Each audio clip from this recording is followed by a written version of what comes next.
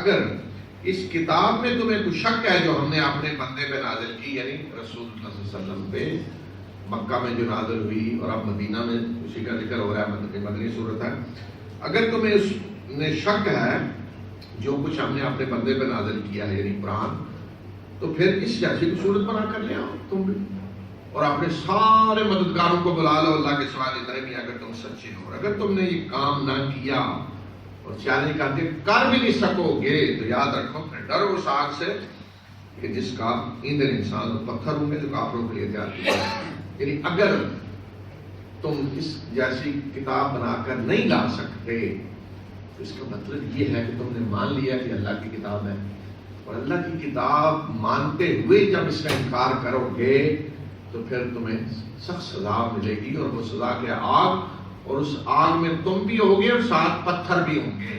اب پتھر کیا ہوں گے، کون سے پتھر؟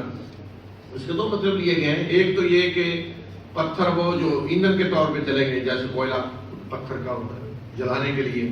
دوسرا مطلب یہ لیا گیا ہے کہ وہ پتھر بت جنہیں پوجا جاتا تھا، ان بتوں کا تو کوئی قصور نہیں ہے، کسی نے بھی پتھر کو تراش کے بت بنا لیا، اب اس کا کیا قصور ہے؟ لیکن اسے کیوں آگ میں ڈالا جائے گا؟ مزید ذلیل کرنے کے لیے کہ یہ جن سے تم امیدیں وابستہ کیے ہوئے تھے کہ دنیا میں بھی حاجت روا مشکل کشاں ہیں، اور اگر آخرت ہوئی تو یہ بھی شاید بچا لیں، تو یہ بھی تمہارے ساتھ ہی پڑے۔ یہ ایسا ہی ہے جیسے کوئی بدماشی کر رہا ہو کسی چودھری کے زور پہ، جی تو پولیس اس کو بھی پکڑے، ساتھ چودھری صاحب کو بھی لے آئے اسی حوالات میں ساتھ ہی۔ یہ ہے بدماشی جس کے ساتھ پہ ہو رہی تھی، یہ بھی ساتھ ہی، امیدیں منقطع ہو جائے ساری۔ تو یہ اس لیے فرمایا کہ اگر یہ چیلنج قبول نہیں کرتے تو یاد رکھو یہ اشر ہوگا۔ اور قرآن کا یہ چیلنج ایک سورت کا ہے، کچھ آیتوں کا کہا ایک آیت بنا لاؤ، تو یہ چیلنج اس وقت سے لے کے آج تک موجود ہے۔ اور یہ عربوں کو کہا، بڑے بڑے ادیب شاعر تھے عربوں میں، تو کسی نے چیلنج قبول کیا، لے آؤ ایک آیت فرمایا، لے آؤ 10 آیتیں لے آؤ، ایک سورت لے آؤ۔ سورت چھوٹی چھوٹی سورت کتنی ہے؟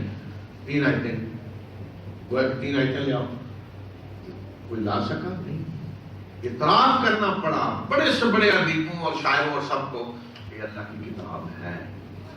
اور یہ بھی آپ کو معلوم ہونا چاہیے کہ آج بھی عرب دنیا میں سب سے بڑے عربی کے ادیب غیر مسلم ہیں، بڑے بڑے۔ آپ یہ نہ سمجھیں کہ عرب سارے مسلمان ہیں، عربوں میں آج بھی بڑے بڑے ادیب شعراء عیسائی ہیں، شام کے، لبنان کے، آج بھی چیلنج موجود ہے۔ بڑے بڑے ادیب، بڑے بڑے شاعر، اگر کوئی سمجھتا ہے قرآن اللہ کی کتاب ہے تو کوئی چند آیتیں لے آؤ بنا کے، تو کوئی چیلنج نہیں کر سکا۔ حتیٰ کہ میں نے عیسائیوں کی جو کتابیں پڑھی نا عربی ادب یا گرامر پہ جو لکھی گئی ہیں، وہ بھی قرآن کے ریفرنس دیتے ہیں گرامر ثابت کرنے کے لیے، قرآن کے حوالے دے رہے ہیں وہ بھی کہ عربی گرامر کا یہ قاعدہ قرآن میں ہی آیا ہے، قرآن میں ہی آیا ہے۔